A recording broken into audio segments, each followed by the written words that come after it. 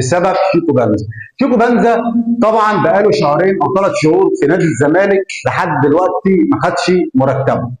فهو الماتشين اللي فاتوا بتاع مصر والاسماعيلي طبعا فيريرا استبعد شيكو بنزا، وطلعت الاخبار ان المدرب استبعده بعدم حضوره، ان هو مش راضي، ما بيحضرش، مش ملتزم في التدريبات، مستواه في التدريبات مش كويس. لا، صحيفه نيجيريه انفت فكره الموضوع ده خالص، وقالت ايه بقى؟ قالت غياب شيكو بنزا عن مباراتين السابقتين ليس لاسباب فنيه او لاسباب يعود اليها لمطالب ماليه.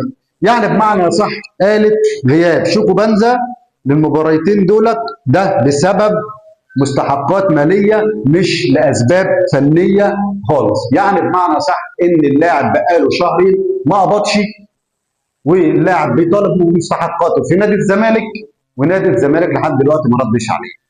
طيب النادي بتاع شيكو بنزا السابق برضه قدم شكوى للاتحاد الفيفا ان لحد دلوقتي ما خدش فلوس اللاعب. يعني انت يا جونيور ادوارد جبت لاعب لحد دلوقتي النادي ما خدش فلوس اللاعب، واللاعب نفسه ما خدش الفلوس، ما خدش بقاله شهرين. اللاعب قال انا مش جاي التدريبات غير لما اخد مستحقات. هل اداره الزمالك مقتنعه بده؟ لا، ده اللاعب اضرب، اللاعب ده متمرد على متمرد فين؟ يعني انا نفسي اعرف، انت اللاعب لعب ما خدش مستحقات، فين المستحقات بتاعته؟ اللاعب طلع قال انا عايز فلوسي، انا بقالي شهرين ما قبضتش، ما خدتش فلوس.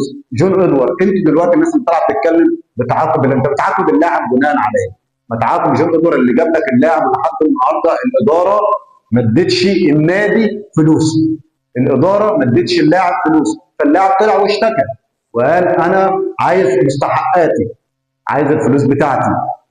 ده كمان يعني شيكو بنزا عمل حاجه، شال اسم نادي الزمالك معنا على الصفحه بتاعته، وشال الصور ان هو في الزمالك اصلا.